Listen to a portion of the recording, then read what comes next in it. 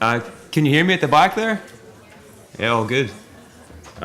So my name's Niall, and I'm the founder of the Weeknd University. So you're probably wondering what this is and how it all came about. Basically, it took me until I was 24 years of age to realize that what I was most interested in was psychology and the human mind. But the problem was going back to study and doing an undergraduate degree was going to cost me £27,000 and 3 years of my life, which is a big investment for at any stage of your life, really, but especially at 24. So then I realized that there's probably going to be other people in a similar situation that are really interested in this subject, but aren't in a position to go back into full-time study just yet. So that's when the idea for Weeknd University started coming about.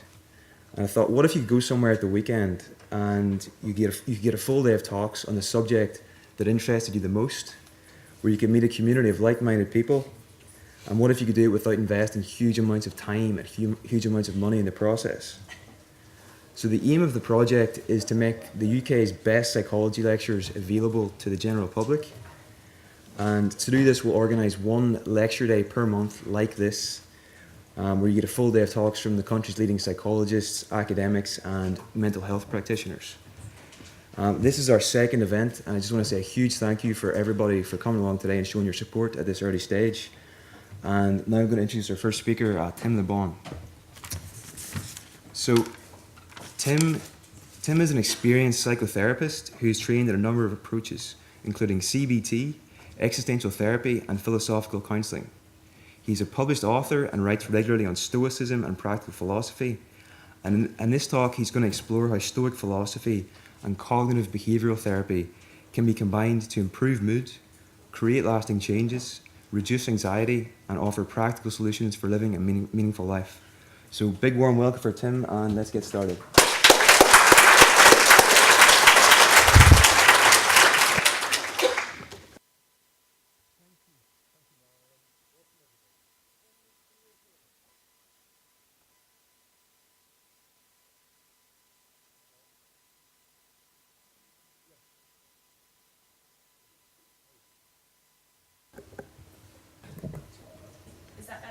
Yeah. Can you all hear me? Yes. Fantastic. If anything goes wrong, it's always a chance for me to practice my Stoicism. And that's true for everybody. Look, it's wonderful to be here today, and shall we all just give Niall a big thank you for arranging this?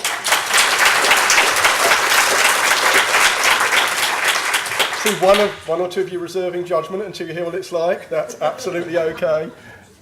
So, look, there's some information about me. But the only thing I'll mention is Twitter. If anyone wants to take pictures of this and tweet it, that's absolutely fine. This is our plan. So we're going to spend a little bit of time talking about behaviour changes. How many people are here? How many people here are interested in making some behaviour changes as a result of what they're going to learn today? Good. I'm so happy about that. So we're going to spend just a few minutes helping you focus on what behaviour changes you want to think about, not just for my bit this morning, but for the whole day. So we've got some really great speakers in the afternoon. I'm going to say just a word about positive psychology, because it's a topic I've written a book about, and I think it's got something to add to what we're talking about. But I'm going to spend most of the time, 40 minutes then, on cognitive behavioural therapy, focusing on how it can help us change behaviour. Then we'll have 10 minutes Q&A. If that sounds like me talking a lot, yeah, that might be the case, but there is going to be at least one video clip, fate permitting. 10 minutes Q&A, then 40 minutes roughly on Stoic philosophy, and then another Q&A, and finish at 12. How does that sound? Okay. So, it is called the Weeknd University, so I thought I'd put some, yeah. Sorry, Tim, you mentioned photographing the projections. Yeah.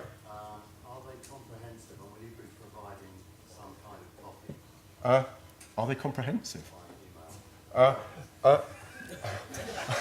What I'm going to, if anyone wants me to email them to you, then I can. Just send me an email. I'm going to put it on my blog when I've tidied them up a bit as well.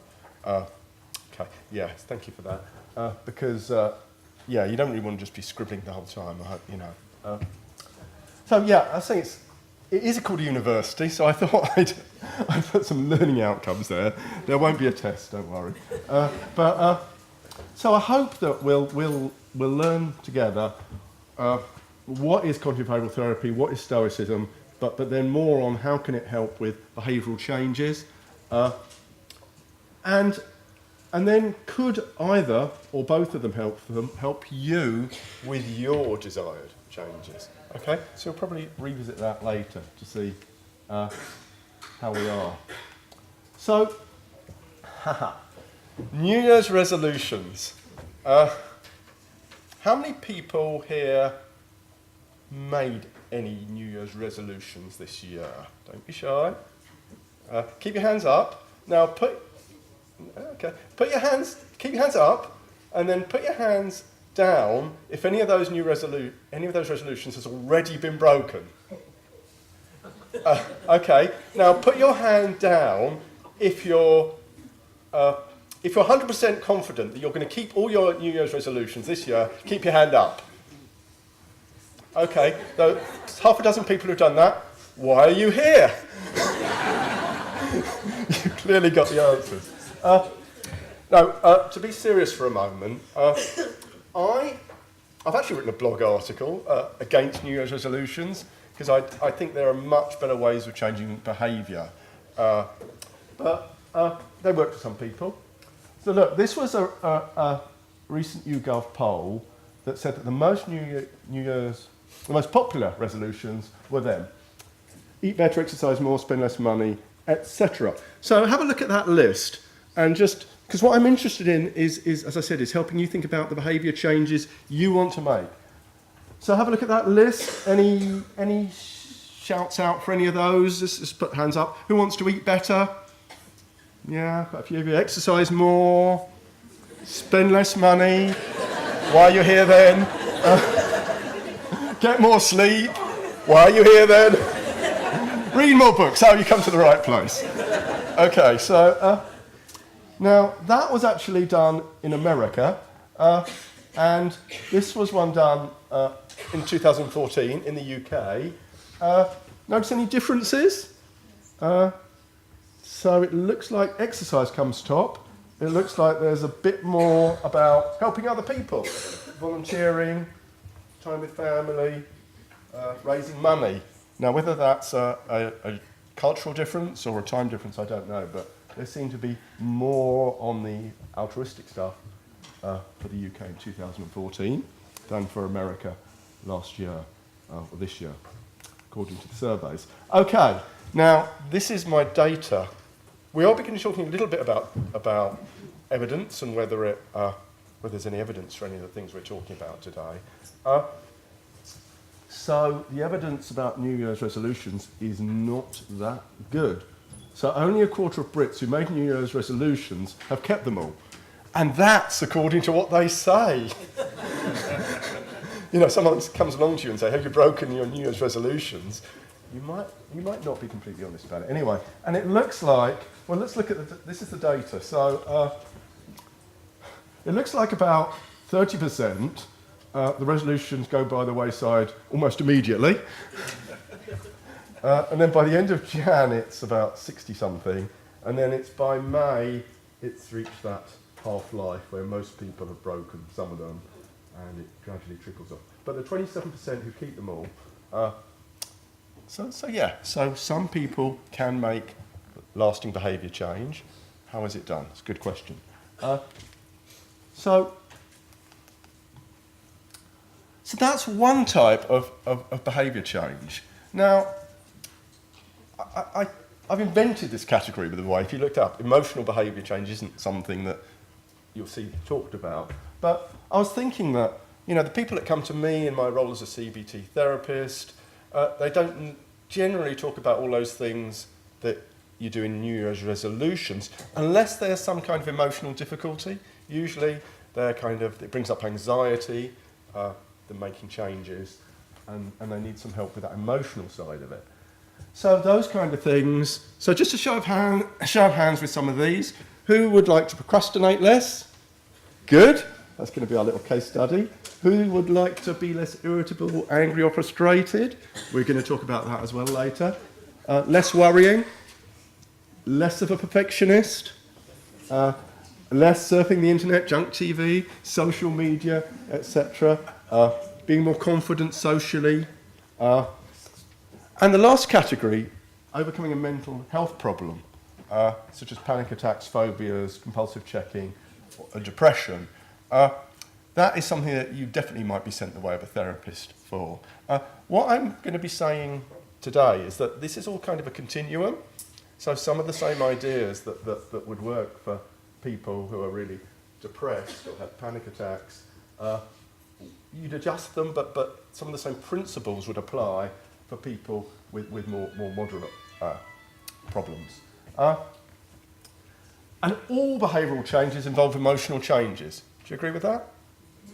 Yeah, if you think of making a behavioural change, it'll bring up an emotion. If you make a behavioural change, it'll probably change your emotion. So in a way, this category is a little bit artificial, but I just wanted to bring out that there are kind of some things that would be a bit more emotional than a typical New Year's resolution. What about ethical behaviour changes? Helping other people. I'm not going to ask how many people want to do this, because everybody's going to raise their hands for everything. Who wants to actually do these things? Help other people. Be really rational. Be things that the best version of me would do. Do the right thing even when I'm afraid or tempted. Do the wise thing.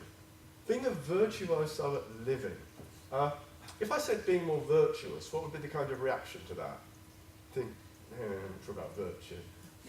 But so it's a phrase that the Stoics used, and so I'd like you to reconsider, go with an open mind, a beginner's mind with this term virtue.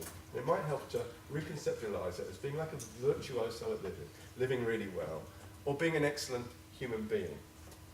Now, you might think that the emotional changes could be done by CBT, and the ethical behaviour changes could be done by Stoicism. And who knows about the New Year's resolutions? Maybe one or either or both. Let's keep an open mind. Let's see whether it's clear cut as that.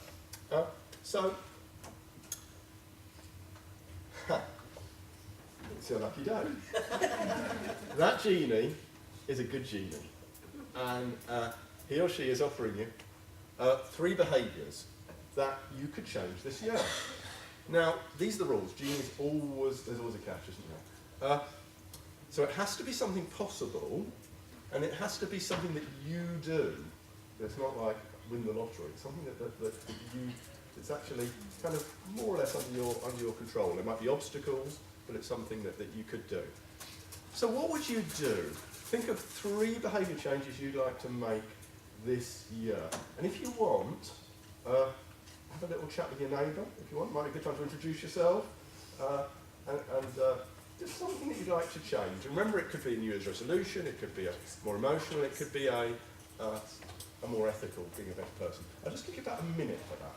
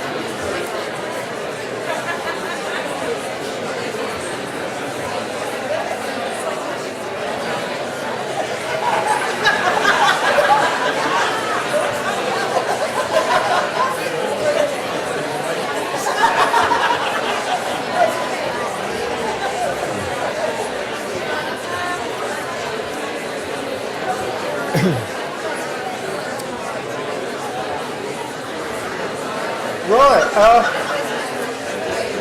Order. I'm afraid this particular genie is in a bit of a hurry, so it's going to stop you there. So, can we come back together? I'll just take a few of the wishes. So if people can shout out one of their behaviour changes and also their name. So, and I'll write it on the PowerPoint. So any behaviour change, just anyone? Peter, Yep. community behaviour. Okay. And what sort of community behaviour do you mean? I really don't know. Okay. That's what I'd like to know. Okay. Thank you, Peter. Who else? Victoria, data meditation. Victoria? Sorry, where's Victoria? Yeah. Okay, and it's Daily meditation. doing meditation. Yeah. Yeah. Thank you, Victoria. Couple more? Yes. Lady. Annette. Being proactive. Fantastic. And let's just take one more. Yeah, gentleman behind Annette. To take Dan. Sam.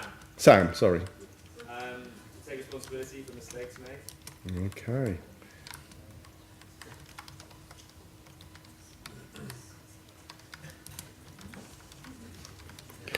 Okay, I just made a mistake. The irony. It wasn't my fault. So which category are they? This category that we've just made up, really. Ethical, yeah. Oh, that's an interesting one. It could be ethical. It could be kind of New Year's resolution-y thing. Again, depends whether it's kind of for ethical purposes. So it sounds like what an ethical bunch you are. Well done. Okay.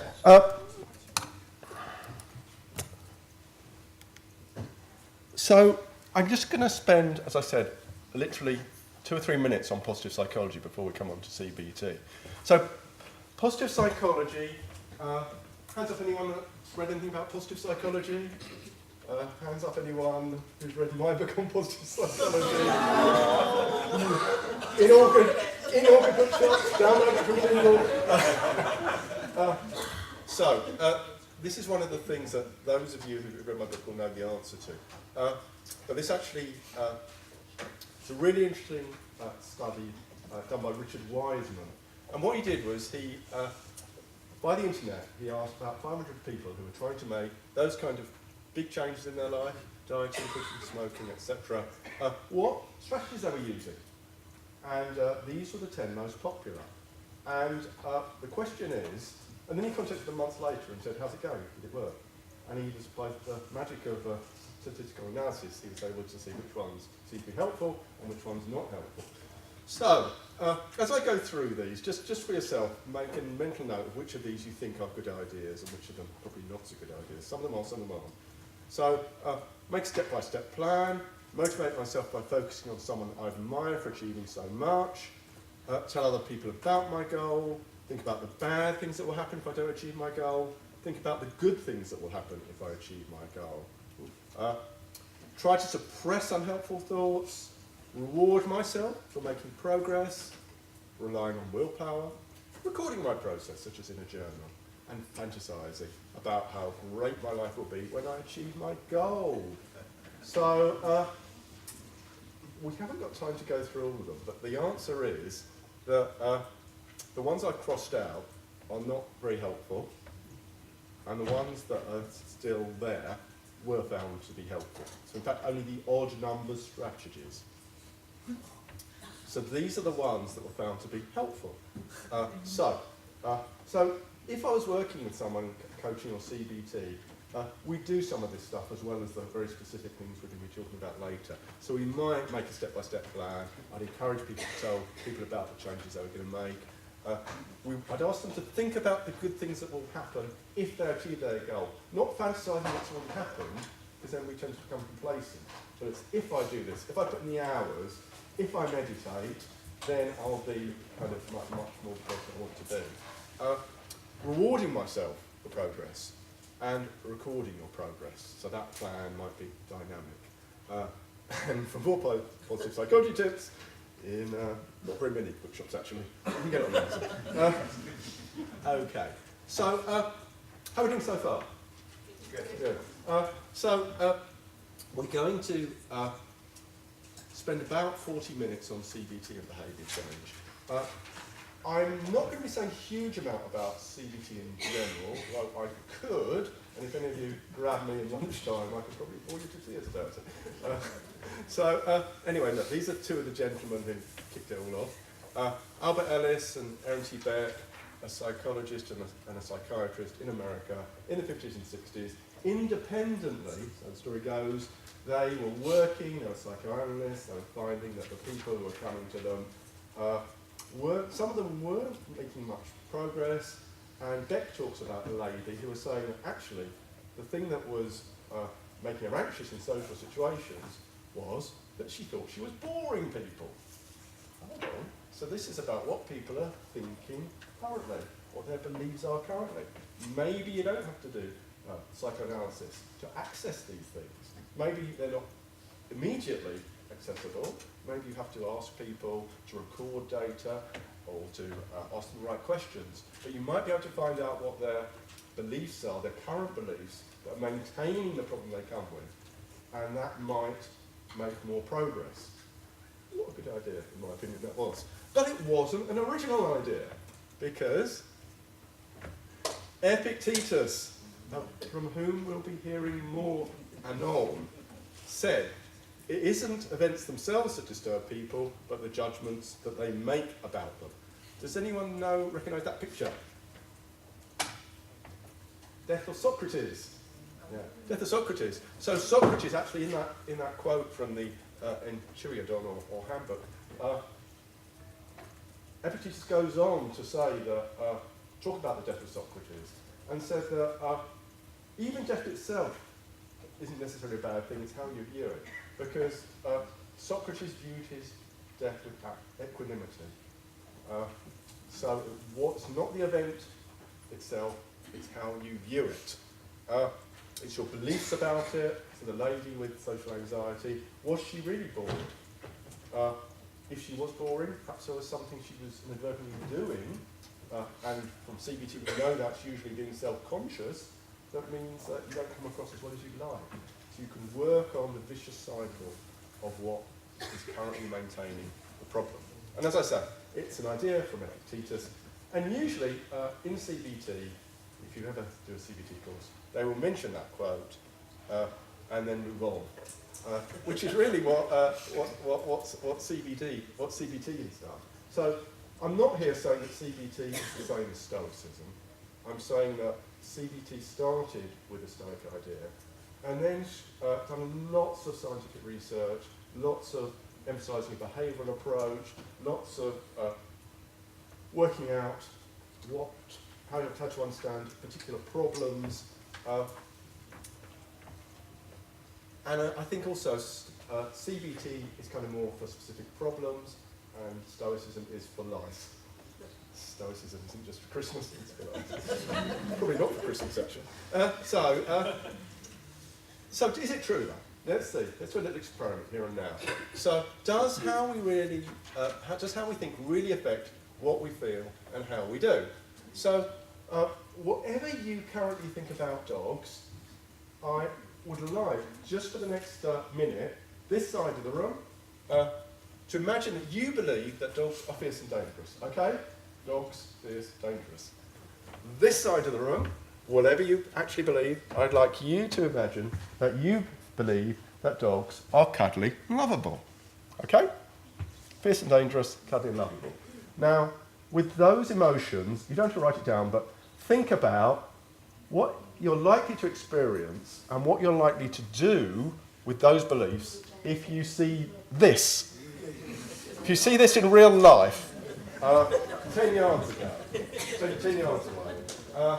So, fierce and dangerous, cuddly and lovable.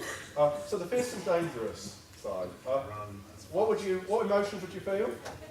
Fear. And what would you do? Run.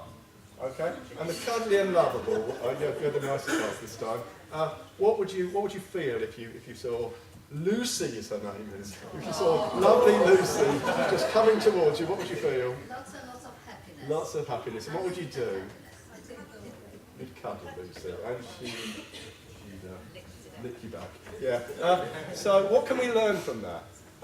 Well, what we think and what we believe does seem to affect, at least in that case, how we feel and what we do. Okay? So could this principle change any of our behaviours? It's something that, for this CBT work, we need to think about. Is there any belief you have at any level that is maybe getting in the way of you making this behavioural change that you want to make? Some of you may have seen this before, you're already laughing. This is the 2-minute version of Bob Newhart on Stop It. And I promised the clip, this is the clip you're definitely going to see. Because if you go too much down the behavioural route without thinking of the thoughts, you could get a rather ineffective therapy like this.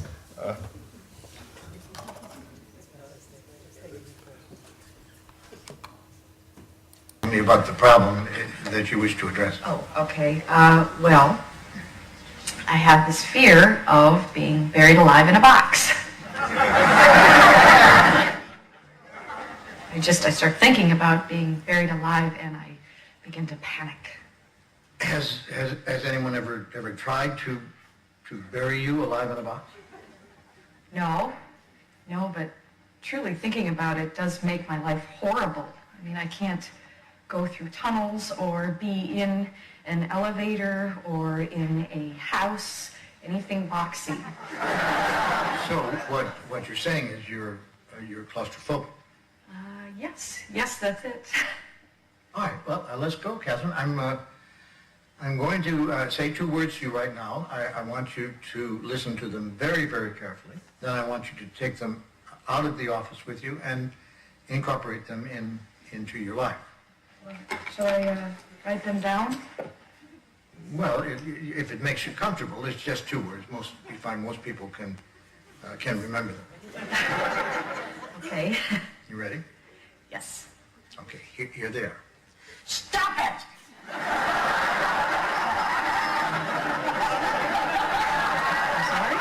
Stop it! Stop it? Yes, S-T-O-P, new word, I-T.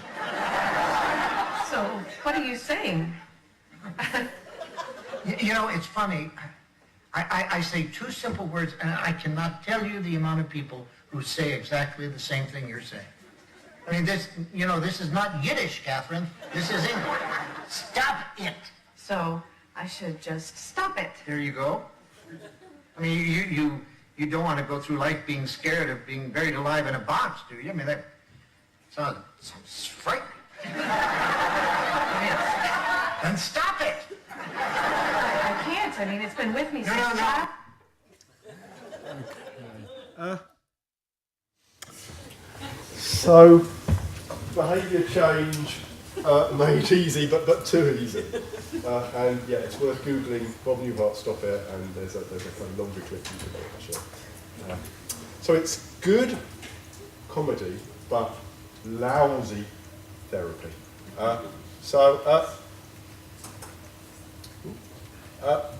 So what we believe affects how we feel, and often affects what we do.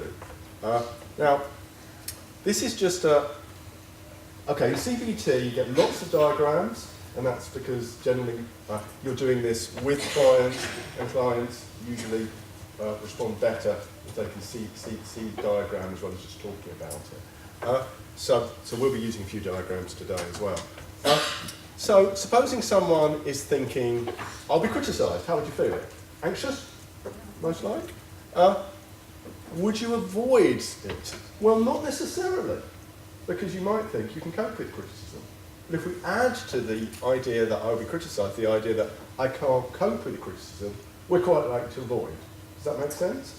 And supposing that your behavioural change involves something where you might be criticised, one way or another, if you had both those beliefs, it might well mean that you couldn't do the behavioural change. I think this would be the opposite of the Bob Newhart thing would be the Nike thing. Just do it.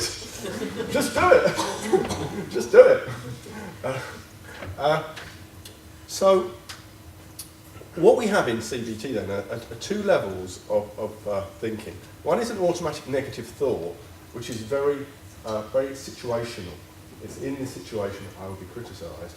And then we have things called underlying assumptions, which we tend to hold them across various situations. Does that make sense? So this is an automatic negative thought, I'll be criticised in this situation. And this is a more general belief that I can't cope with criticism. Make sense? And we might need to focus on both of those. There are different techniques used for them. This one you would tend to use a thought record. This one you would tend to use a behaviour experiment. Now, from my clinical experience, I would suggest that for behavioural change, it's these, what I'm calling interfering underlying assumptions, that will mean we can make the behavioural changes we want to make. Let's see if that makes any sense. So, you've probably seen this before.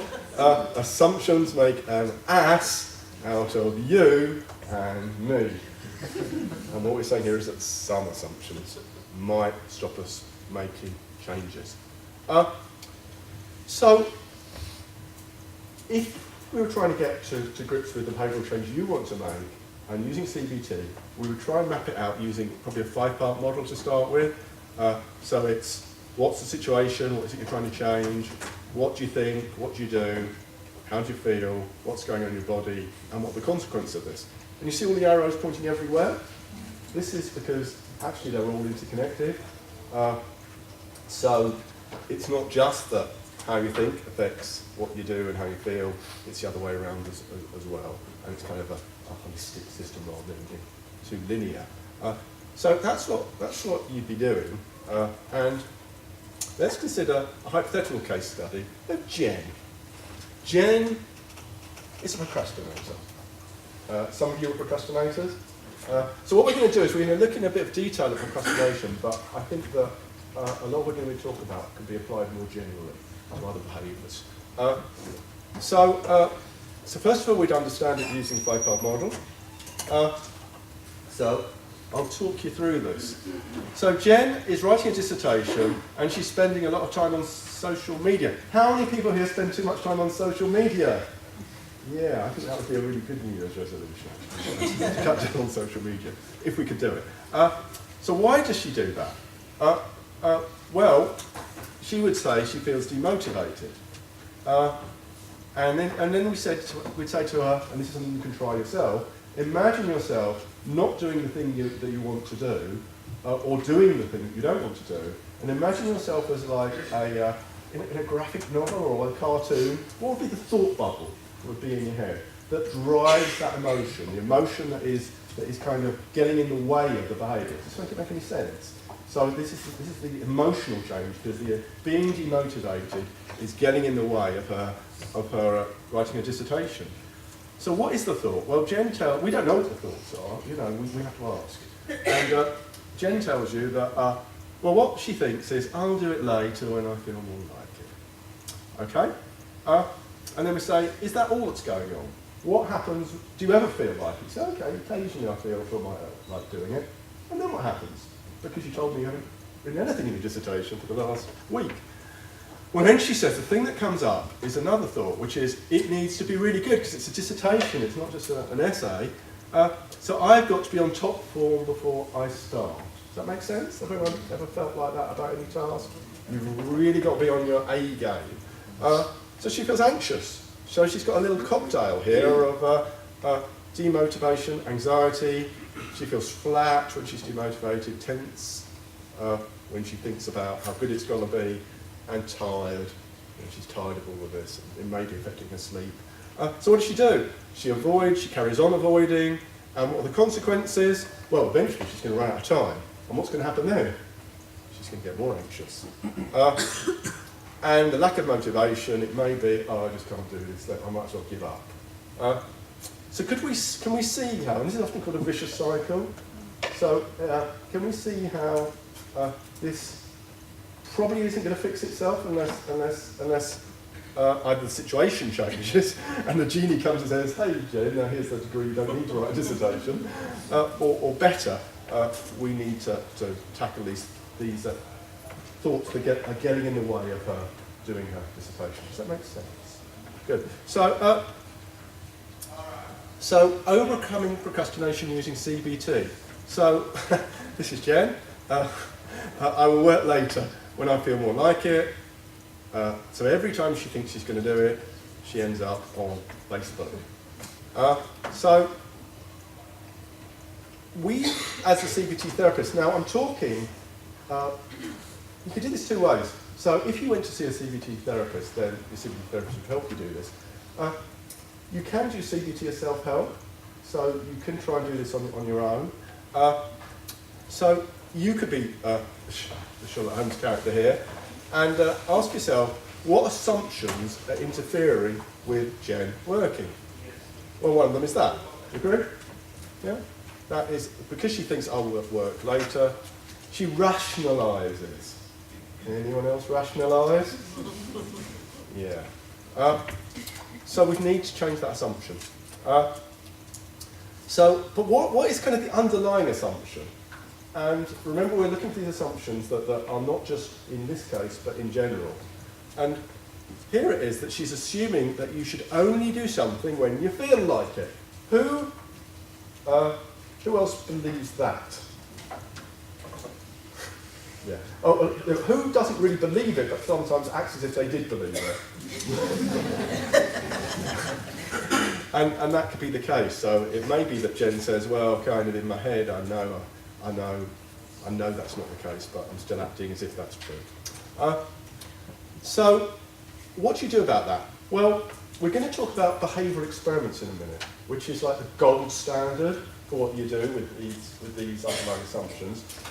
But before that, you might just have a chat. You might think, Jen is putting the cart before the horse. That is a cart before a horse. Because often action has to come before and not after motivation. Does anyone agree with that? But once you start, you get going. Okay, now if I was talking to a client and they nodded and said, yes, of course that's the case, they would be saved the lawnmower story. But as some of you might not be convinced, I'm afraid you're going to have it anyway. So the lawnmower story. Don't expect Bob Newhart, but hey ho. So this is a true story. So I came home from work one day, some time ago, very tired. It had been a long day. I got up early, come home late. It had been a tough day.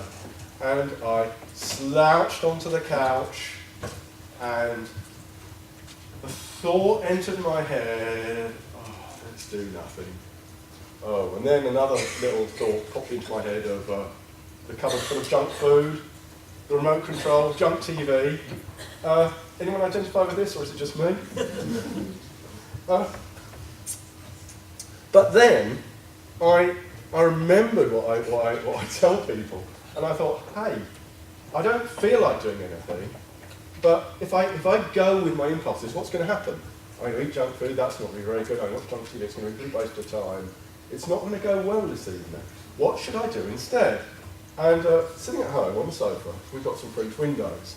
And outside, not exactly that, but getting on for it. So I thought, oh, you know what I should do? I should mow the lawn. It was May or something, so it was quite feasible to do that. Did I feel like mowing the lawn? No. So, a little trick that perhaps will help you as well is the idea that you take the first step. Baby steps. So it's two things there. Baby steps and relying on motivation to come after, not before that baby step. So I got myself on my backside, got myself out, and I told myself, look, I'm just going to mow the bit that's most visible. And at least I won't get in trouble with the boss. And that kind of motivated me there. And I did it. And guess what? Absolutely, as would have been predicted, as soon as I started going, what do you think happened to my energy level? What did happen? Energy level goes up. And then I saw the bit more, and I did a bit more. And yes, reader, I wrote the whole law. So that's the lawnmower story. So what we learned from the lawnmower story? That it's about being a continuum. This isn't just about people who are we talked about this with people who are depressed, but it's not just about people who are depressed. It's all of us who are kind of thinking, I'll wait till I feel like doing it. So if we had that discussion with Jen, she might well overcome that first interfering assumption, which is that she'll wait till later. But as is often the case, it's not simple as that. So Jen has this other assumption, which is it needs to be really good, so I must be on top form before I start. On my A game. It's got to be really good. So we might still have this discussion, and she might be kind of convinced that. So you could do thought records where you take that thought, you look at the evidence for, you look at the evidence against, you come up with a balanced view. But she might say, well, I kind of see that, but there's still a nagging doubt. So whenever you notice in yourself or other people this head-heart lag, you know that you've got to do an experiment. The proof of the pudding is in the eating, or not, because it's an experiment. You don't actually know whether that's true or not. So let's think about behaviour experiments. You get into Sherlock Holmes mode, or perhaps the mode of a curious scientist, and you put your beliefs to the test. So 40 beliefs often do need to be challenged to behaviours. And sometimes just thinking about it or talking about it, or even, I'm afraid to say my lawnmower story, sometimes even that isn't enough to get people to change. So what are behaviour experiments? They're things you do in therapy, or obviously you can do them outside therapy, where you put your beliefs to the test and you find out what's true and what isn't true. So how could we test Jen's belief? So that's the belief, remember, yeah, that we're testing, because we've assumed that the lawnmower story and whatever has persuaded her that she can make a start even if she doesn't feel like it.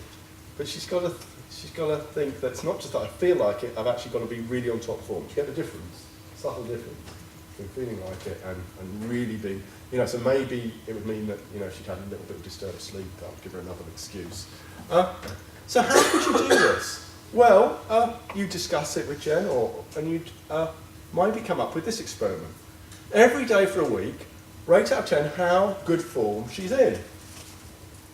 Write something, send it to your supervisor, and ask for feedback. Do you see how that's a little experiment? But, she might put, felt 4 out of 10 good, supervisor said this was fine. In that case, that would kind of shed some doubt on this belief. If that experiment feels too daunting, then you could test it out on other tasks. So in other words, you've got an assumption. You don't have to test it out, particularly on the problematic behaviour.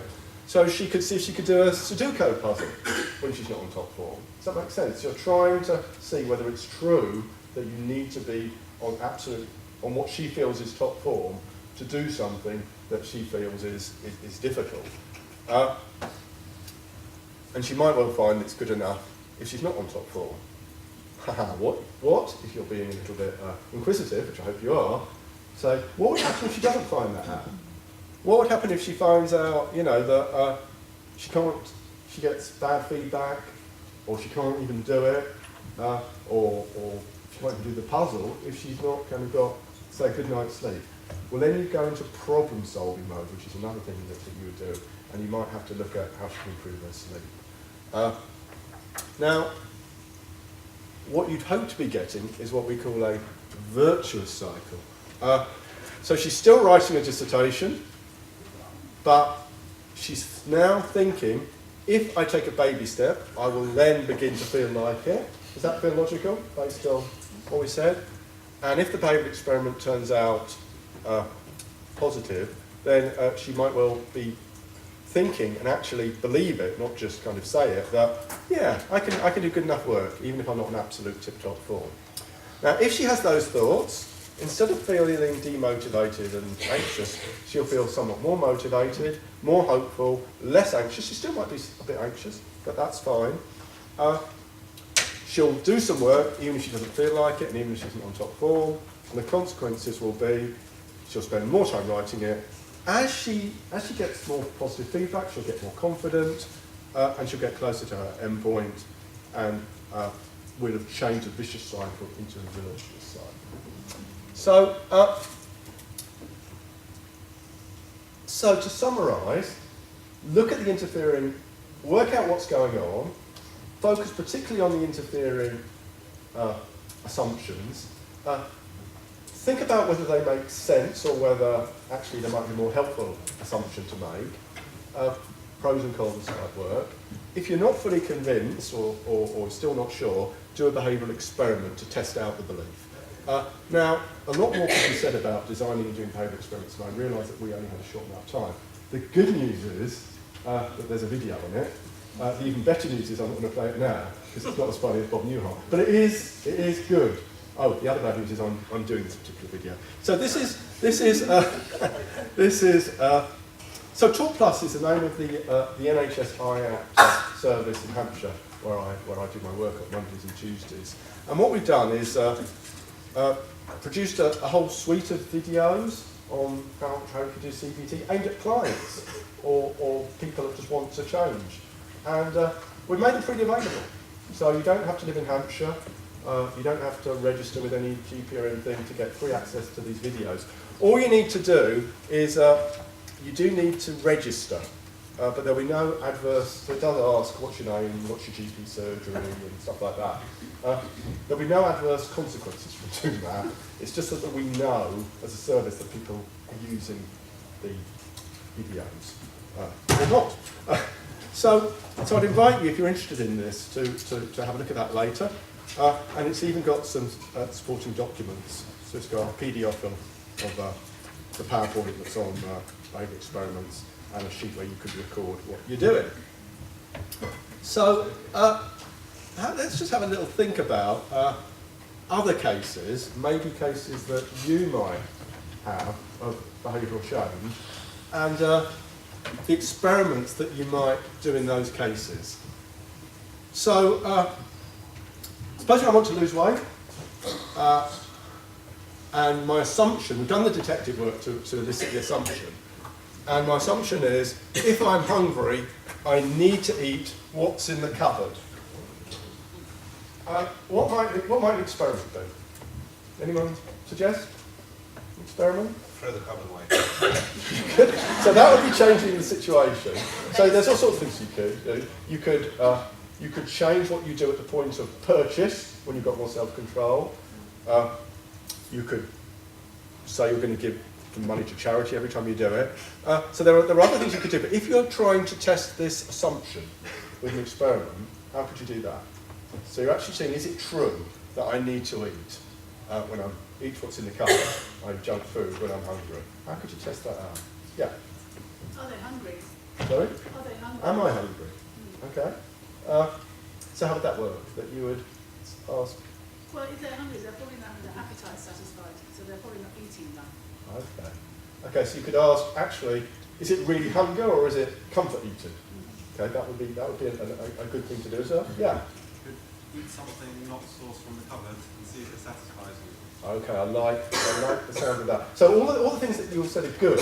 In terms of the behavioural experiment, I think if you said, next time I'm hungry, maybe you could eat something, I don't know, put something healthy in view, eat that, and see if that satiates your appetite. You could just delay eating, because we know that, it's like a wave, isn't it, our appetite, usually, unless we're really, really hungry, it will just go down after time. So you could say, I'll eat something healthy. You could say, well, I'm going to delay eating for 10 minutes and see what happens to my hunger. And those would be experiments to see if it was true that you really need to eat what's in the cupboard. Does that make sense? And it's kind of that curious approach. You don't actually know what's going to happen. So if you as a therapist said, just delay eating for 10 minutes and that will work, what would happen if it didn't work? if you're my client, and I said that, yeah, you lose confidence, and actually you don't really know. So it's called collaborative empiricism. We're working together, and we're trying to see what really is the case. Okay, what about the second one? Someone wants to drink less, and they think, if my friends are drinking, I need to be drinking alcohol as well. What would be an experiment there? Okay, so how would you do it? How would you set it up as an experiment? What might you do? So this is something you do deliberately between sessions, or if you're not in therapy, to just try it out. Yeah. Speak to your friends beforehand. Okay, good. Encourage to let them know. Good. So you could say, actually, let's test this hypothesis, that if I talk to my friends and tell them that I'm doing a dry January, February, then they won't pressurise me. Or maybe even if they do pressurise me, I'll resist it. So you wouldn't avoid going out with your friends to test that out. You'd actually go out with your friends, but see if there was some way, maybe some way of thinking of it, or some way of talking to them. So for instance, you could tell them you're doing dry January, you could just drink lemonade and face the abuse, which I think a friend of mine who I'd definitely get some abuse from if I did that. But that's another thing, particularly when we come to Stoicism, we'll be considering that very seriously. We're not affected by the events, we're affected by our view of them. So we might be able to choose to kind of ignore or make light of what our friend calls us. Okay, so that's the summary of using CBT to change your behaviours. Understand your own vicious cycle, detect the assumptions interfering with your desired behaviour, consider the pros and cons of adopting these interfering assumptions, find realistic and helpful more alternative assumptions. So we did it in those cases of the lawnmower story. Motivation sometimes comes after action, and breaking into baby steps. You may well need to test things out using behavioural experiments and look at the Talk Plus video to find out more about that. And then you're moving towards a virtuous cycle. Now, obviously, things aren't always, I think it's as simple as that. You're probably thinking, as simple as that, my God, this is too complicated. But, people are complicated. So remember we had that vicious cycle which had body as well, and automatic negative thoughts. So sometimes you might have to work on those. So if it's just an automatic negative thought, you usually do a thought record, challenging the thought. If it's something to do with going on in the body, you might do relaxation techniques, maybe meditation.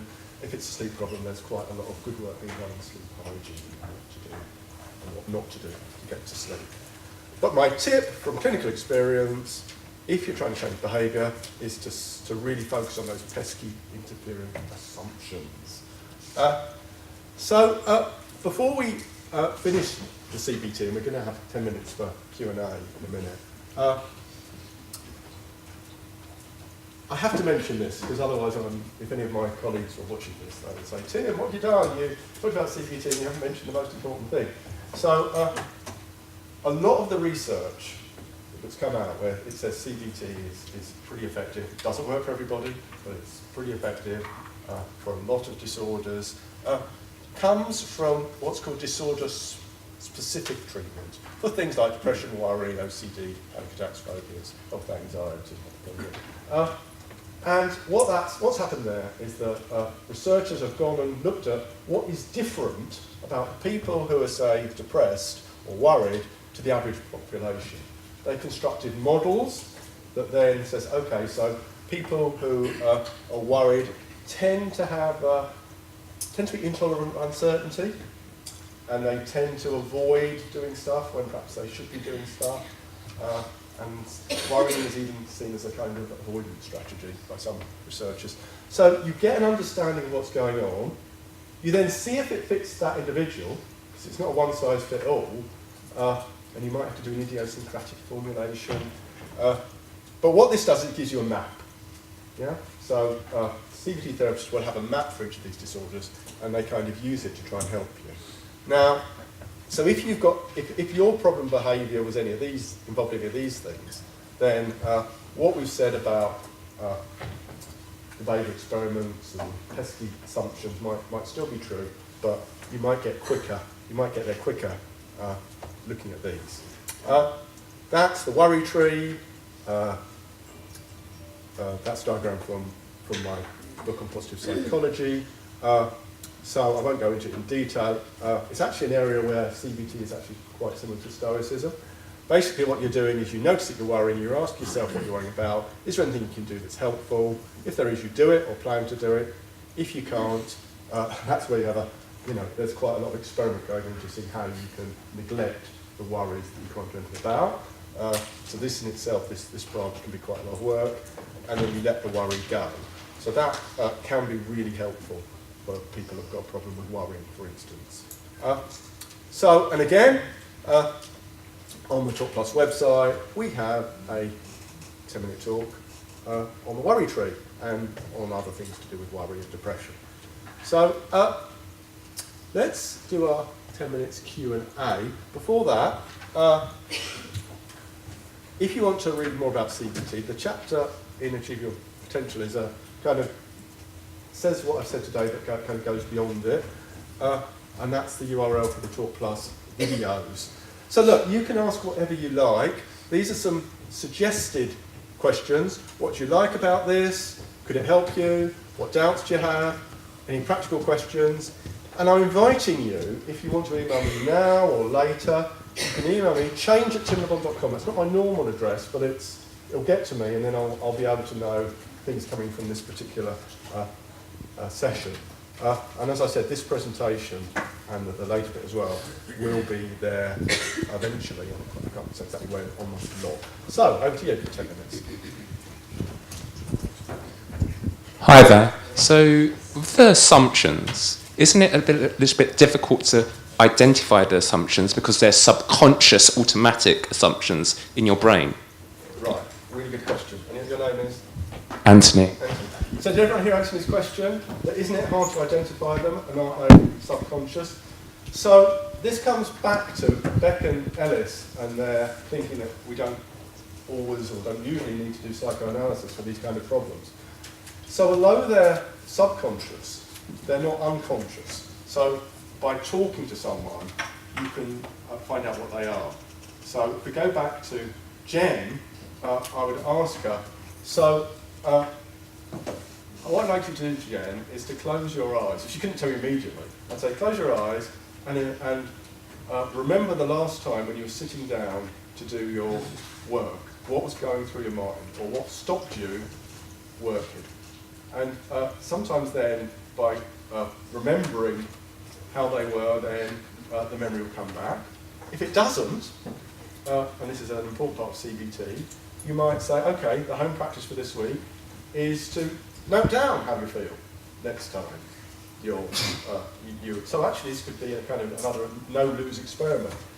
Either what we talk about will help you do your dissertation, or if it doesn't, become aware of the obstacles. Now, there's another thing which is important, which is that sometimes what comes up isn't this kind of right level of the underlying assumption. Sometimes it's just a kind of a top-level thought. So then you do something called the downward arrow, which you say, so what's the worst thing about that? What's the worst thing about that? What does that mean to you? Why does that matter? And eventually you get at something that was an assumption. I don't know if that helps at all. So you're saying just talk about it, and then those subconscious assumptions will come up consciously? Yes, absolutely. I'm not saying there isn't such a thing as the unconscious, but I'm saying that having used this approach with lots of people and other people have, it seems to be, for very many situations, people, this works. You might, as I say, you might well have to get them to kind of close their eyes and remember, or to jot down the next time it happens. But yeah, that's the basic idea. What else? Mr. Brightspear. Thank you, Phil. Tim, I have heard the opinion expressed that CBT, or specifically REBT, does work in all cases. This comes from you saying it doesn't always work, CBT doesn't always work. So I've heard the opinion expressed it does always work, setting aside cases like schizophrenia or whatever. And the only cases it doesn't work is where people don't take the medicine. In other words, they choose not to apply it. Can you think of any other cases where why might it not work? Well, therapist may not be particularly skillful. The therapist might be quite skillful, but there might be some reason why they don't get a good working relationship together. You can get very talkative clients. Sometimes, some clients don't like structure. So there's a whole there's articles been written about the ideal CBT candidate, and it includes things like doing homework, but it's also things like being comfortable with structure, being able to be in a team. So as a CBT therapist, I'd say something like, I know about CBT and these kind of problems. You know about your own life and what you want, and we need to work together. So maybe I'm that category of not such a good therapist, but my experience and colleagues is that it doesn't work for everybody. And I think it's quite an important thing for two reasons. One is because if I was it's going to be really important. So I'm not an expert on addiction. I would encourage people to pursue other specialist treatments before CBT. That's my answer. So I was just not ready for a change. No, I was just going to say, perhaps the client's not ready for the change at the moment, like you mentioned. There's other stuff going on. Yeah, absolutely. That's a brilliant point. So what's your name? Rabia. Rabia. So as Rabia says, so CBT, and this is one of the good reasons why, it really isn't someone's fault if CBT doesn't work for them. Sometimes they've just got a lot of stuff that they want to talk about, or maybe they're at that stage where they're not quite ready to change. So there's something called motivational interviewing. I don't know if one of the other speakers might be talking about that later, but it's a specific set of tools where you would work on the motivation. So that would be something that we do a little bit as part of our work. If we're aware that there's motivation issue, we'd use some things from motivation interviewing, but it's not pure CBT. So that's a really good point, Robin. Yeah. One more. Yeah.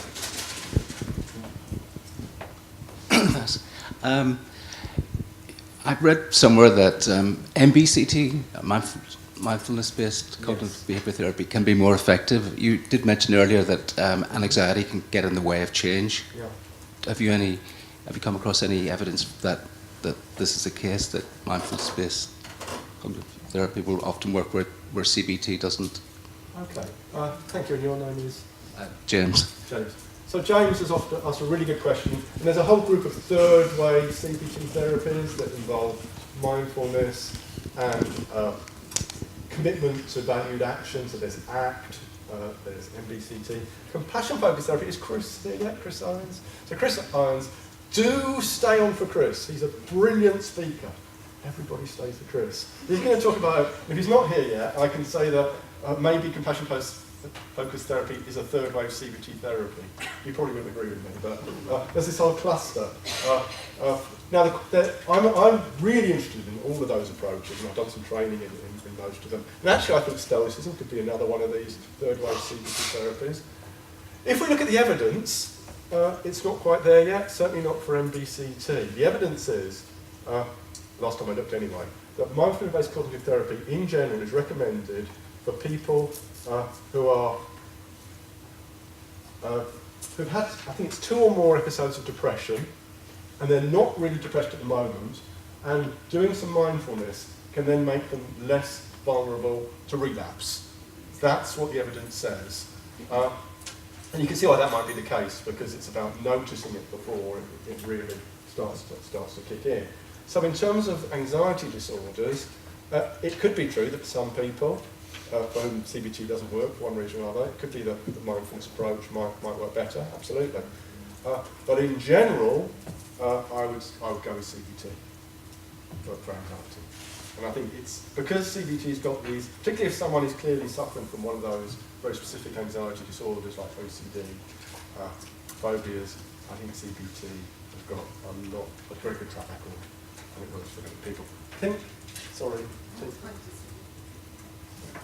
Okay, so that might be a discussion for the break or whatever. I'm absolutely not against MBCT or any of the therapies, but in terms of what the nice guidelines are and what the evidence says, that, it might change in a few years' time. It might be a case of what the evidence is rather than, whether it works. Okay, so as I say, feel free to email me. But now, we're back to the plan. How are we doing? 50 minutes left according to that. Wow, we're on schedule. What a great audience. I didn't think we'd ever be on schedule. So we're going to talk about Stoic philosophy and behaviour changes. How many of you are interested in Stoicism? Difficult question to ask, isn't it? How many of you know quite a lot about Stoicism already? Okay, so less.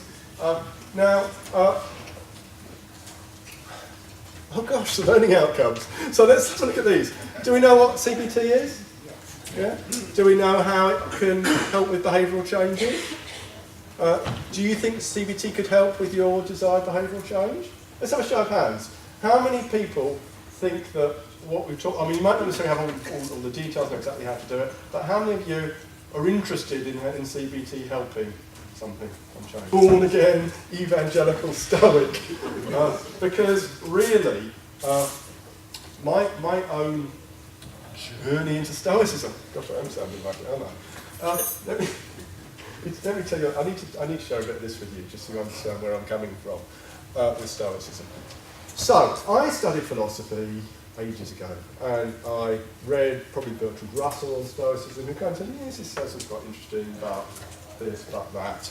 Probably saying a lot of these things, that, you have a stiff upper lip, you're repressing emotions, it can mean you're too passive, you're too resigned, you'll just be isolated, I am a rock. But that is Stoicism with a small s, and what we're talking about is Stoicism with a big S. Okay, so back to how did that change for me? So it wasn't that long ago, it's 5 or 6 years ago, I got this email from somebody called Professor Chris Gill from Exeter University saying, dear Mr. LeBon, would you like to come along to a seminar we're running about whether Stoicism could have any impact in the modern world? And I thought, okay, why not? I went along, I said to Chris, and there's a small bunch of us there, about, 6 or 8 of us. I said, look, I'm not really a Stoic, but, and he said, okay, that's okay, you don't have to be Stoic. And in fact, it might be useful having someone who's not so kind of partial. I said, but what I do know a bit about, is positive psychology and what they do there to test things out.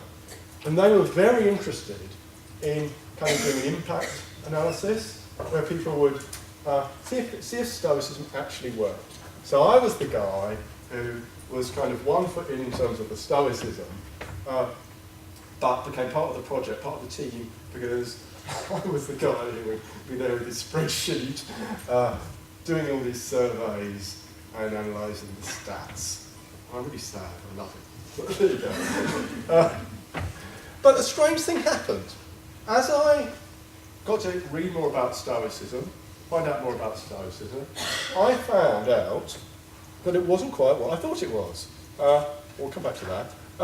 So what Stoicism is? What Stoicism is really about, big S Stoicism, is living as an excellent human being would, ethically, virtuously, like a virtuoso at living. Having rational judgments. It is definitely true that part of Stoicism is being very rational. That bit isn't a caricature. Feeling the appropriate emotions, giving rational judgments about what matters most in life. That's actually, you have to find out what the Stoics think matter most in life before you know what the appropriate emotions are. Because actually, Stoics think that what really matters most are these things. And everything else, like health, wealth, reputation, is what is sometimes called a preferable or preferred indifferent. So it's a nice to have, you'd rather have it than not have it, but if you haven't got it, then you can still, they would probably say be happy, perhaps using happy in a slightly different way to we would use it. You can still lead a good life.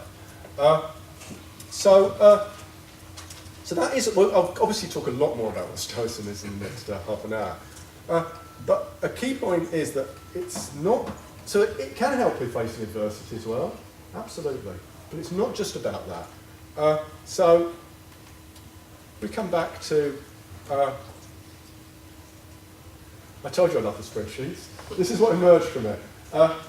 This year, so every year, we do something called Stoic Week. Has anyone here taken part in the Stoic Week? Phil? Okay. Well, you can do it next. Usually it's October or November. And it's free. You can just enroll online. You get a free handbook written by the great Donald Robertson, who, if he ever comes to this country, maybe he'll get to speak at Weeknd University. So Donald, I've known for a long time, and he is the go-to guy with this Stoicism stuff. So he really is a Stoic. I'm just a kind of born again semi-Stoic. There's a word for this in Stoicism. It's called a procopti. It means somebody making progress. I'm definitely not there yet. Anyway, so this year we asked people if they were kind enough to fill in another survey. So there's surveys at the beginning of Stoic Week. We've designed a questionnaire which measures how stoic you are, big S, and you get a score, and also how happy you are, and various wellbeing scales, life satisfaction, flourishing, positive and negative emotions. This year we also did one on positive character traits. Do any of you know the VIA in positive psychology? Yeah. So we didn't use that, we used something called the Civic, which I think is very similar. And that's what we found. So at the start of Stoic Week, people filled this in, and you can correlate how stoic people are with how much they've got these qualities. Does that make sense? So, do the people that score high for stoicism score high or low for bravery? Well, you think so. For persistence, you think so. For kindness, you think so. For fairness, you think so. For self-control, you think so. So what we found was these are incredibly high correlations. And so, we had a really large sample, several hundred people. These correlations cannot be by chance. But the amazing thing was, for me, the top correlation, the positive trait most associated with being stoic was zest. Who'd have thought it? And yet, William Irvin has written a book, which I think is called The Good Life and Stoicism and Joy, or something like that. So there are things in the literature which suggest that if you're stoic, you will feel enthusiastic and full of energy. So if we think of Jen and our kind of experiment, maybe if she was being stoic, she would feel more motivated. It's really interesting, and I just say this partly to really endorse the fact that it's not just about facing adversity well. So Socrates wasn't a Stoic as such, but the Stoics looked to him as incorporating a lot of Stoic beliefs, and they looked at him as a kind of sage, a Stoic role model. So, meet the Roman Stoics. Big three: Seneca, Epictetus, and Marcus. Those are some of the books that I'd recommend if you're interested in them.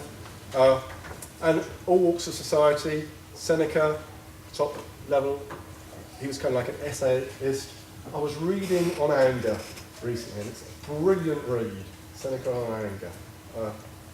It's an easy read and a brilliant read. Epictetus was a slave who was later freed, and so he's a kind of he is a bit of a preacher in a way, Epictetus. So it's a slightly preachy style, but very kind of instructive. So he's the guy. I think he's Donald Robertson's favourite because he's the guy you go to for the techniques. You go to Seneca if you want someone who's kind of a good read and kind of perhaps a little bit more pragmatic than Epictetus. And then we've got Marcus Aurelius, who in his day was the most powerful person in the world. And so he was emperor, one of the good emperors, and he wrote. It was like a journal. How many of you keep journals from time to time? He kept a journal. As far as we know, it wasn't meant for public consumption. And it was his day book about how he could become a more excellent or better person. And it survived, it's published as the Meditations, and it's well worth a read. So those are the Roman Stoics. Modern Stoicism is the name for this kind of group of people who I'm part of the team. That was the report I was talking about on Stoic Week, which is the latest article published, a strong positive relationship, that's what I was talking about. But there's lots of other articles written by members of the team, but also members of the public on Stoicism. There's loads of free stuff there. www.modernstoicism.com if you're interested. And here's a selection of books. Get your cameras out. So these are some of the books written by people who are either Stoics or interested in Stoicism. That's Donald's book, one of Donald's books. That's a really good book. Massimo Piglucci, How to Be a Stoic. He's also got a good blog. Antonia Macaro. Is Antonia here? I think it might be. Antonia, hello. Speak to Antonia if you're interested in the connection between Buddhism and Stoicism, because she's just written a really good book just out on it, More Than Happiness. So in other words, there's lots of stuff written on Stoicism. Now, this wasn't true 10 years ago, 20 years ago. So it's having something of a moment. This is something I could bore you about for hours, but I'm just going to bore you for 2 minutes. So we are building up an evidence base for Stoicism. 2 big questions. Do the attitudes and behaviours help you flourish? And do the practices actually enhance well-being? And the answer to both is yes, or so it looks like it. All of this research is a bit provisional, pilot studies, we need to do more rigorous tests. But look, we've been doing it for about 4 years, and it's very consistent results. And we are finding that the people who sign up for Stoic Week, how stoic they are is very strongly correlated, not just with the positive character traits, which I was talking about earlier, but with flourishing, 0.47. Emotions, 0.43. Even eye satisfaction, 0.36. So the more stoic you are, it seems that on average, the happier you are. And this is really hot off the press. This hasn't even been published.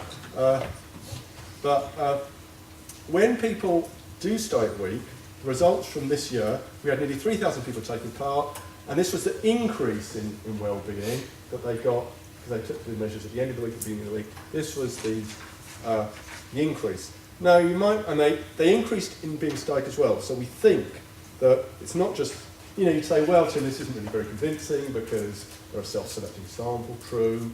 If you do anything for a week and you put up time in it, you're probably going to say you feel better. That's true as well. But when you look at the picture as a whole, there's a strong association between being stoic and well-being, that people actually do seem to increase in their stoicism as well as these. You think, it looks like being stoic probably is part of the thing making the difference. Donald's got this course called SMRT, SMART, which is a longer course, it's a month, focusing on stoic mindfulness and resilience, and we found that there the impact's even bigger, and for the first time, again hot off the press, not published yet, but it will be soon, we did the first study which looked to see whether this would all melt away after 3 months. Sometimes, you read a self-help book, you feel great for a day, and then 3 months later you've forgotten it. Anyone had that experience? Yeah. Well, what was interesting about the people that had done Donald's SMART course for a month, the ones that filled in the surveys anyway, it didn't melt away at all. The impact on their well-being was pretty much the same after 3 months as it was after they finished the course. So their well-being went up, and it stayed up. So that's really, really promising. As I say, there's a lot more work to be done, but it's... So this was, back to me as the born-again semi-stoic. That's one of the reasons, because it just seems that the evidence is coming in, that it's helpful. So we are going to talk about behaviour change in Stoicism. I've just introduced Stoicism very generally to start with. Now, I need to preface this by saying that the version of Stoicism I'm going to give you is a personal one that not everybody who's a modern Stoic would share. And it's a kind of simplified Stoicism. There's things in Stoicism that says things like the cosmos is a wise living thing, which I'm not quite sure if that's true. So that kind of some of that metaphysical and more religious stuff as well. You can believe that if you want. It might even be helpful, but what I'm saying is that version of Stoicism I'm going to talk about today that might help you with your behavioural change doesn't assume any of that, those kind of more metaphysical things. But as I said, this is my personal take on Stoicism. It's not like I'm just making it up, because Marcus Aurelius actually said something that is very much along the lines of the kind of Stoicism I'm going to tell you about today. So he said, this is what you need. Objective judgment now at this very moment. Unselfish action now at this very moment. Willing acceptance now at this very moment of all external events. Not everything, but external events. That's all you need. That will become clearer as we talk about it. But come back to that later, because that is, in a few sentences, the Stoicism we're going to learn about today. How many people are familiar with the Serenity Prayer? Okay. How many people like the Serenity Prayer? How many people think that the Serenity Prayer was completely invented by AA and Reinhold and Ovid? Okay. Because although the Serenity Prayer was, actually the idea was there in Epictetus. And you can just look in his handbook and you'll see this there, which is very much like the Serenity Prayer. But this is just the first phase, or the first version of what I'm calling the Stoic fork today. And again, it is sometimes referred to as a kind of fork, because it's not a great fork, that, is it? But that's the best I could do. So there's this idea called the dichotomy of control, which is there are some things that are under my control, and there are some things that aren't in my control. And if I try to focus on and to work on the things that aren't really under my control, what's going to happen? How am I going to feel? Frustrated. And how effective am I going to be? And how good is my behaviour change going to be? It's not. Whereas if I focus on things under my control, then I'll feel even that zest and effectiveness, and I can make effective changes. So that's kind of one. So we can look at the dichotomy of control in a kind of very pragmatic way and say, coming back to my person who's got a problem with junk food, they might say, well, I can't control myself when the food's in the cupboard, but I can control myself more when I'm out shopping, when I'm not hungry. Does that make sense? So they might use this to kind of engineer themselves to not buy the junk food when they're out shopping. So that's a kind of a fork where you're using the idea that I can control myself in this situation, not that situation, and then do something that's probably quite sensible. Okay. That's one kind of very pragmatic way that you could use this idea, and I'm not against that.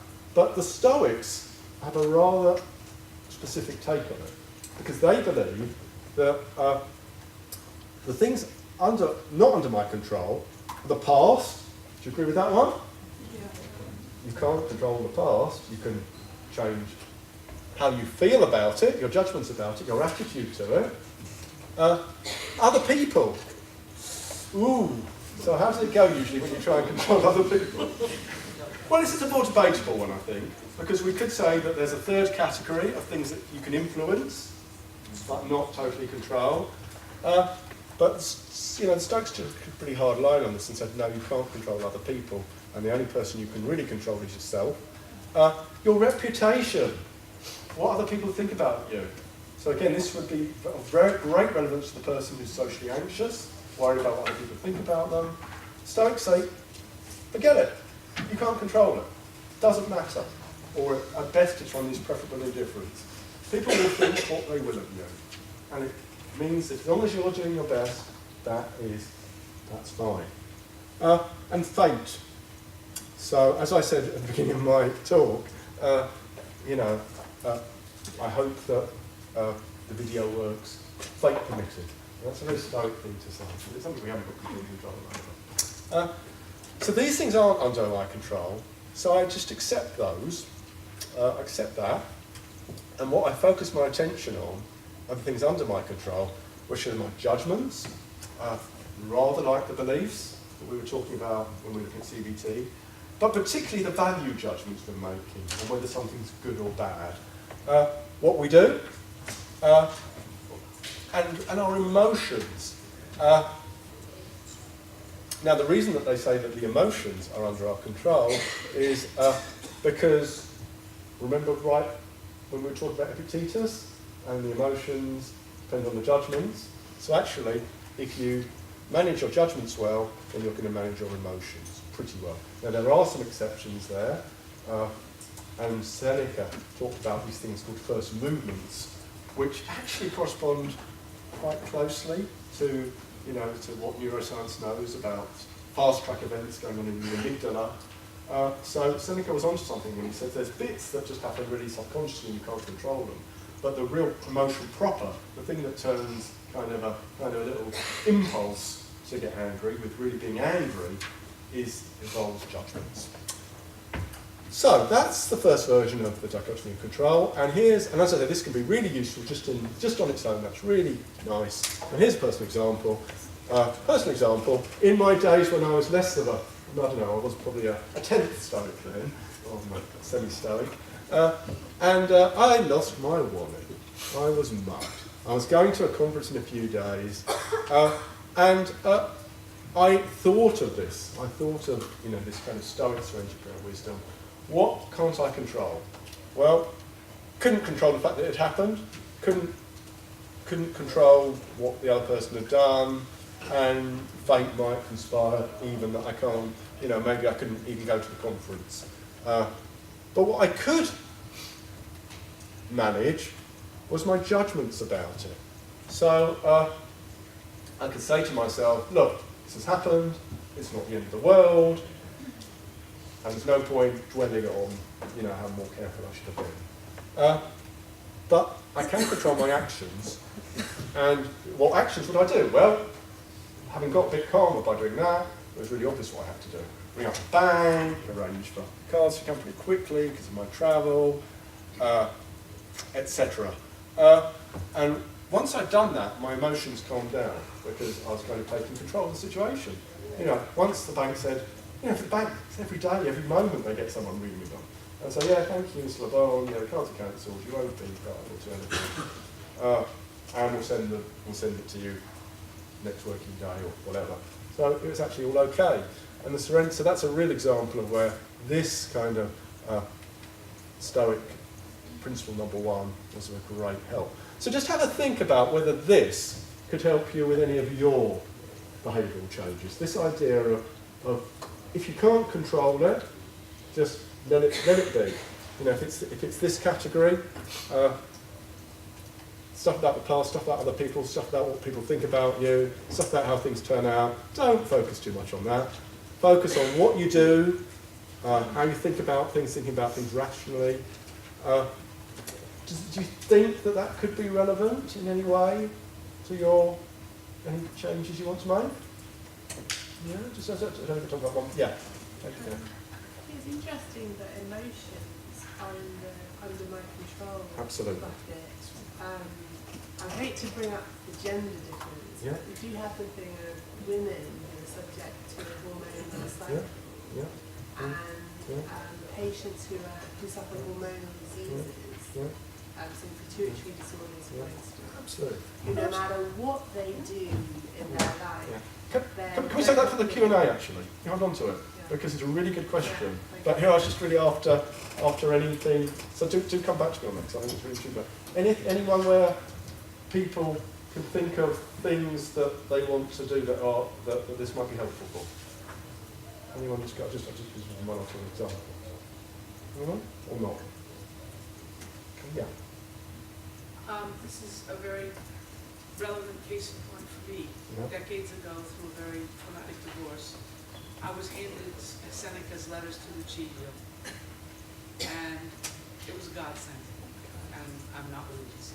Thank you. So that's a really paradox for me.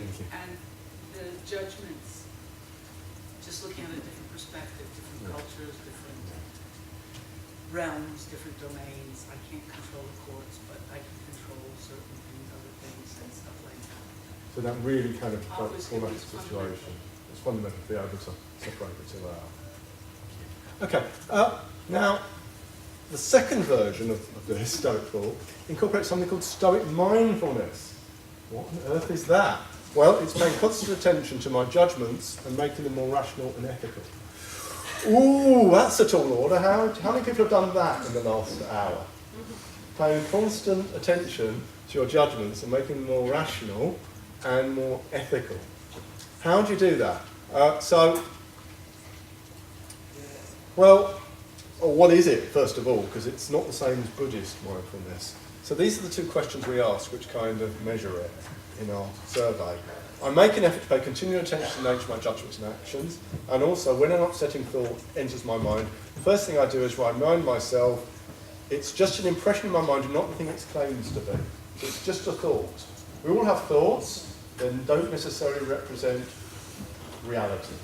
And again, our research says that that's one of the key active ingredients, very highly associated with both virtue and well-being.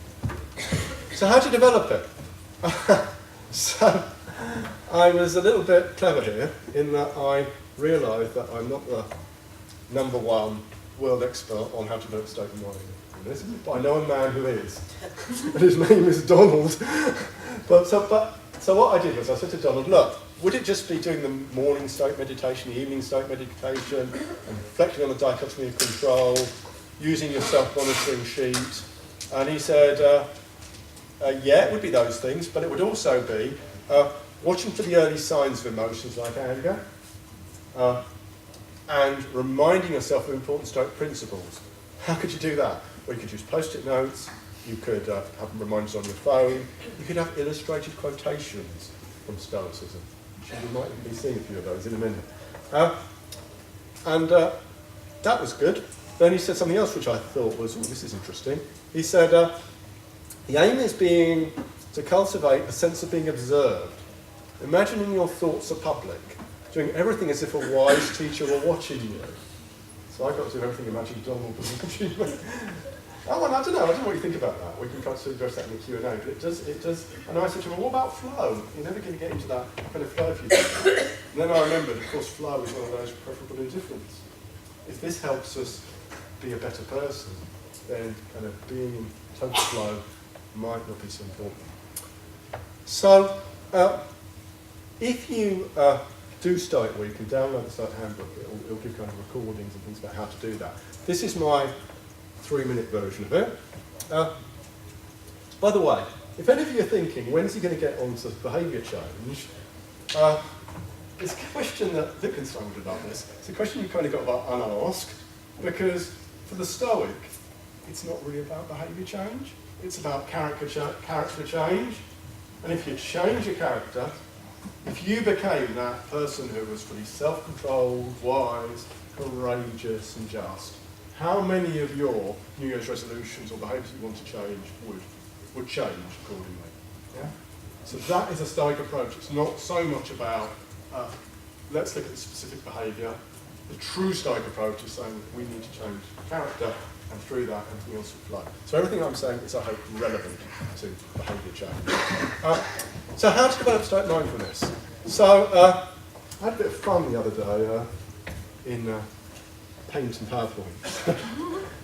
You can tell me whether you like these or not. So there's this idea that you do an early morning meditation, Stoic meditation, and for about 10 minutes, one version is that you just sit there, think of the day ahead, think about the challenges you face, think of what might go wrong, and think of how you can approach it in a Stoic way. It's kind of called negative visualization.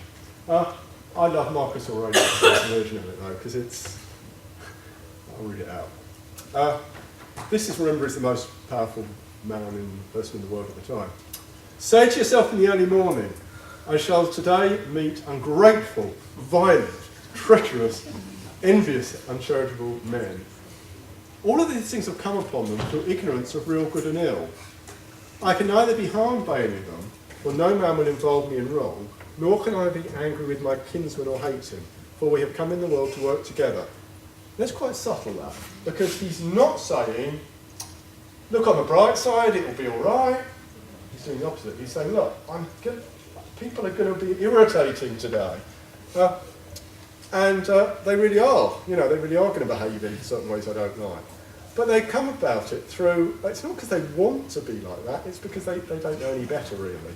So you know, if you think of something like young children or babies, you kind of think, no, I'm not going to be angry with them because they just don't know any better, don't know any different. So this kind of gives a kind of understanding, but also I can't be harmed by any of them. Because remember, the only thing that can really harm me is myself being virtuous. And actually I can think of them as a test. I can develop my patience by dealing with that person who's difficult. But there's another idea, which is that we're all together. You know, like limbs on a body, we should think of ourselves as connected with other people. So they were one of the first cosmopolitans, Stoics, thinking of kind of a brother and sisterhood of humanity. So you could have that. You could have that very thing card if you want, and look at it in the morning and say it to yourself. That's one possible morning meditation. This is a self-monitoring Stoic record sheet, where a bit like a CBT form, but you look at the thoughts you have, the feelings you have, and whether things are up to you or not, and whether what you did was beneficial. That's a kind of becoming more aware of how you're approaching things, whether it's in a Stoic way. You know, I said that one way to develop Stoic mindfulness was to have some kind of Stoic post-its or posters. So this is a number of them.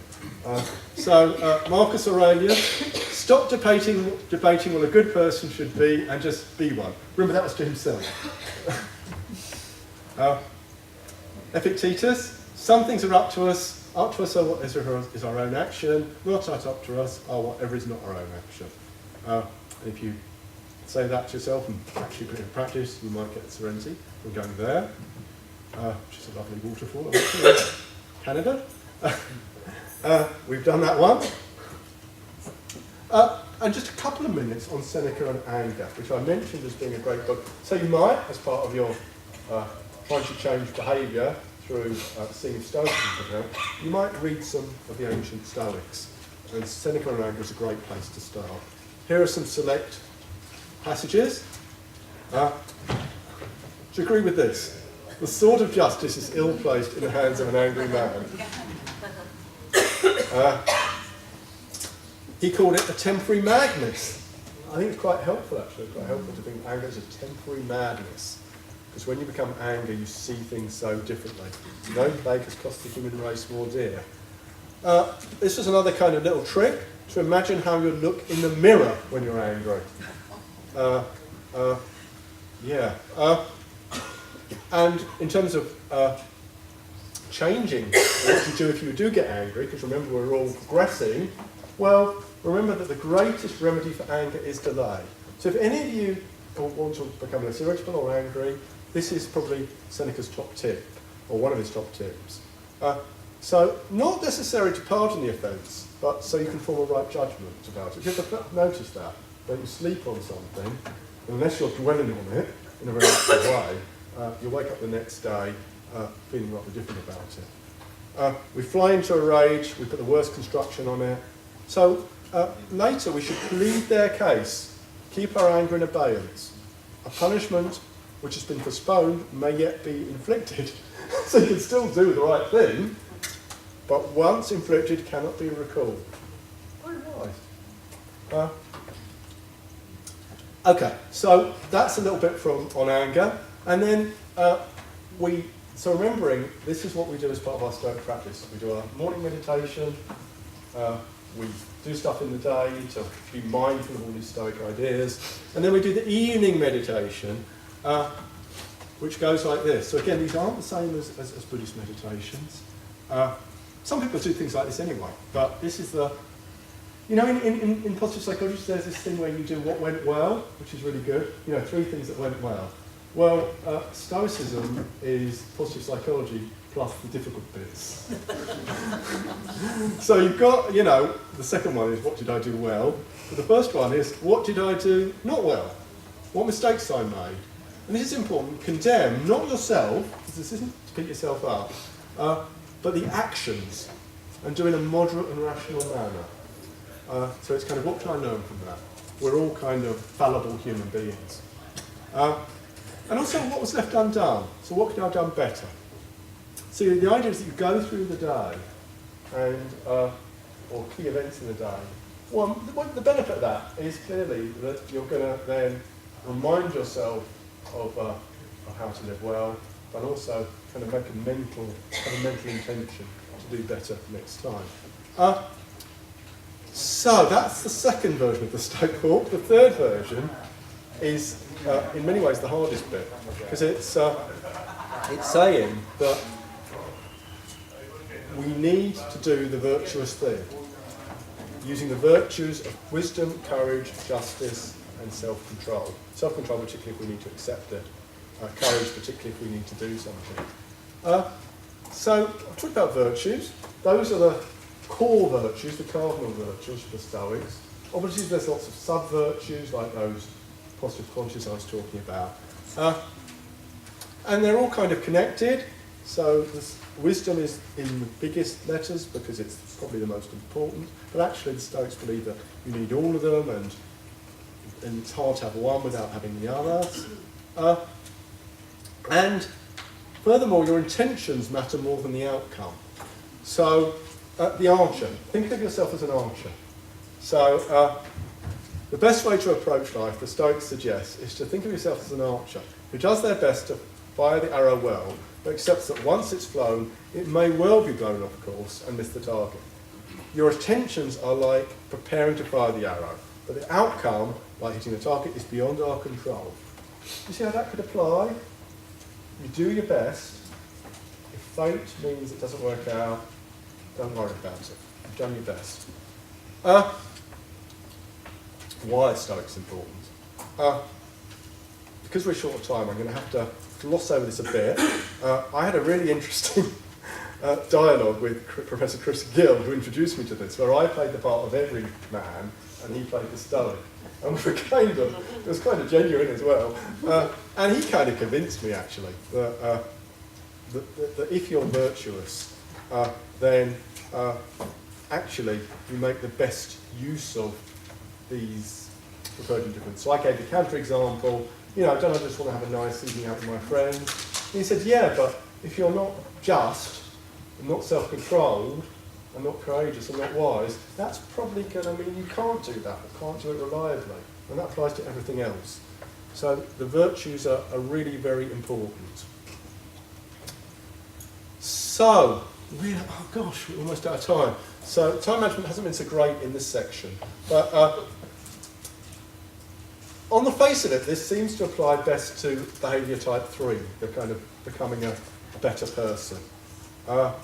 So the Stoics have got some specific tips about how to improve each of the virtues, but really it's very much based on what I've already said. Remember what you can and can't control. Be mindful all the time of your judgments, and that will then affect your emotions up to a point. And bear in mind that the most important thing is to cultivate these virtues of self-control, justice, love of humanity. I've got to mention the circles of Hierocles because it's a really, really good meditation you can do where you think of yourself, your family, fellow citizens, countrymen, mankind as a whole, and you think of the circles going inwards.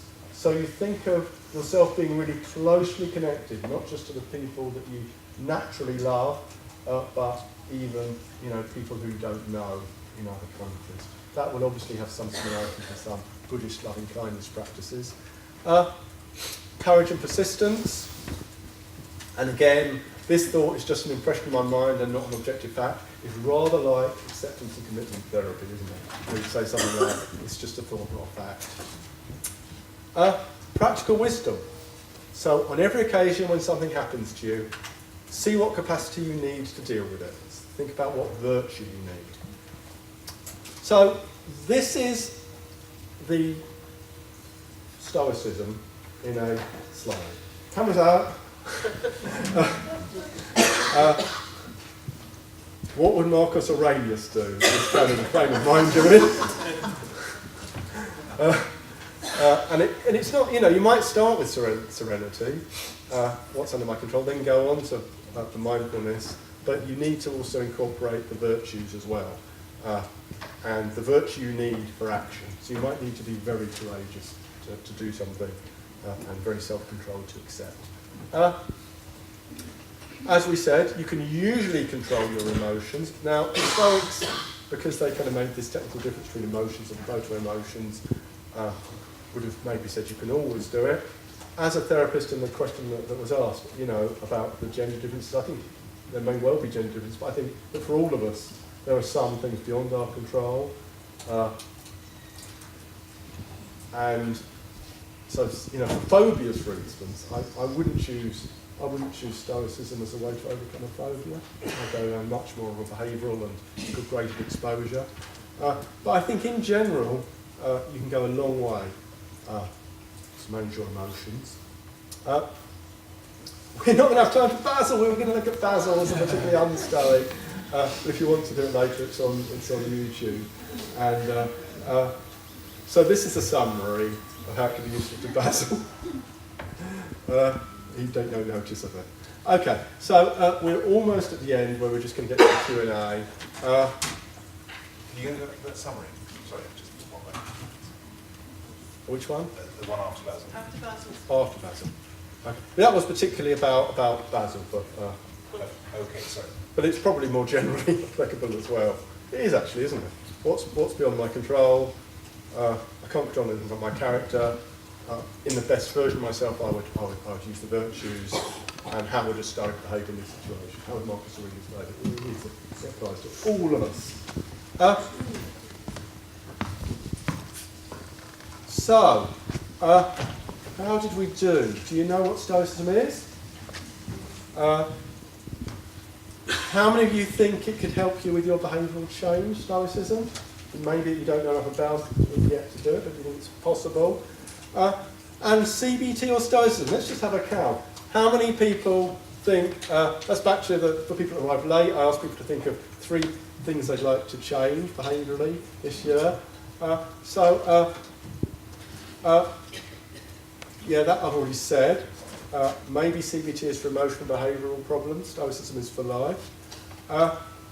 So I'm going to ask these questions, but then we'll throw it open.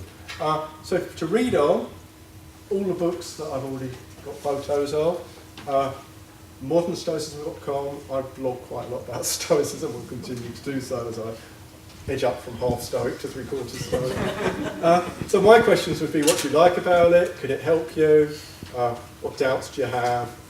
Practical questions. But I'll just ask this before we throw it open. Maybe I've asked that question about whether CBT or Stoicism are the same things.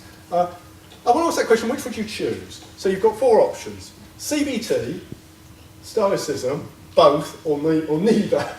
So who would choose CBT?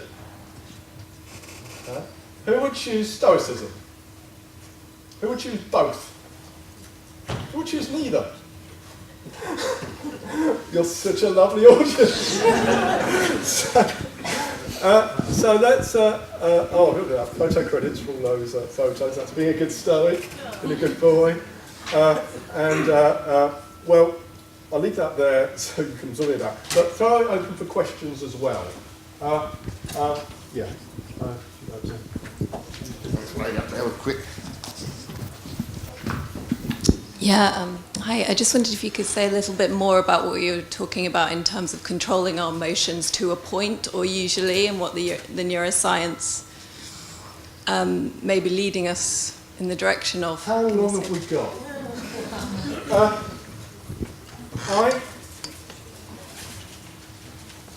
I think that probably the Stoics overemphasise the extent to which, by being completely rational, we can completely change our emotions.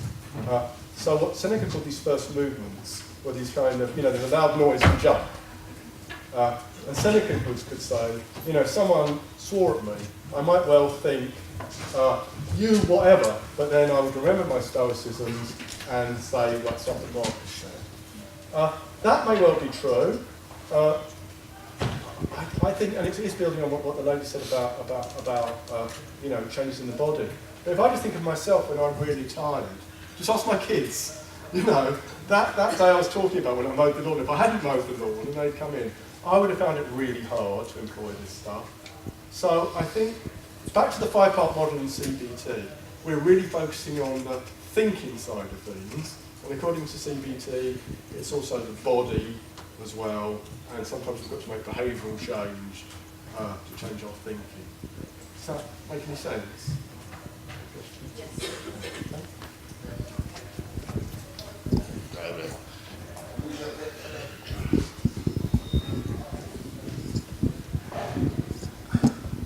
Given the reported problems on mental health for children across the country at the moment, I kind of look at the Stoic principles as a really good option in the classroom to be able to get children to see things slightly differently.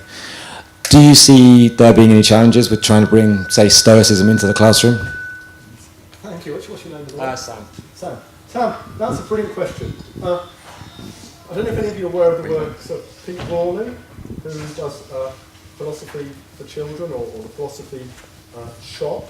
And I've talked to him about this, and you have to present the materials at the right level, obviously, but I've actually attended some of his things, and it's amazing. It's amazing that how engaged that people can be, kids can be with what we think of as really complex ideas, because they've got that curiosity. So you might need to adapt the materials. I think it's a really good idea.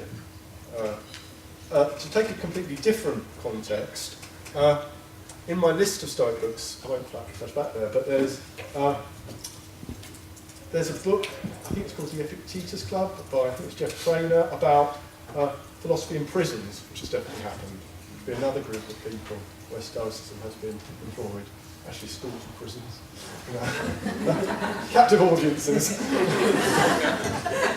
But the idea is that actually you can use your rationality, you can control some things, and this can help you feel freer and even zestful. Yeah, I definitely think that's something that could be done. One last quick one. Last quick one. And you can all, I know we've had a bit of short time for questions, so if you want to grab me at lunchtime or email me, then by all means do so. I'm very happy. So, yeah, one more question. Hi, thank you very much. That was great. I'm wondering about another area where Stoicism might help. Politics. Politics? Well, I'm thinking of some of the politicians around now. I think they could do with some Stoicism. Maybe we could do some Stoicism in coping with them. Thank you, Charles. What a lovely note to end on. So, just before Donald Trump was elected, I did this Stoic thing in New York about Stoic negative visualization. What would we do if Trump got elected? And it turns out that part of it was acceptance, but people were talking about campaigning and things like that. But there is a limit to what we can do, and the serious note is that the world is probably a more dangerous place than it has been. You see, there's a limit, but if we don't have courage, there will be a limit earlier. So we need the courage. We need the courage. Absolutely. Otherwise, we will be told what to do by undemocratic people. Absolutely. So this is why, thank you, that's a really good point, that Stoicism isn't about, resigning yourself to every injustice. And actually, I think that, Stoicism is actually saying, think about what you can change, think about how you can make a difference, and use the virtues and wisdom to make it a more just world. We have to end there. Thank you very much.